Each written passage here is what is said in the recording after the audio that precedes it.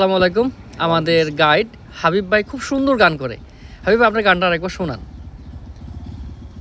সে কি আমার হবার কথা আপন বেগে আপনি মরি, সে কি আমার হবার কথা আপন বেগে আপনি মরি, ও সে দূরে এসে আহ নিদে বসে, দূরে এসে নিদে বসে করলো আমার মন চুরি।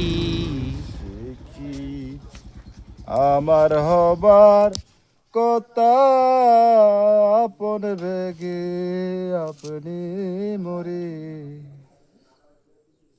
Thank you.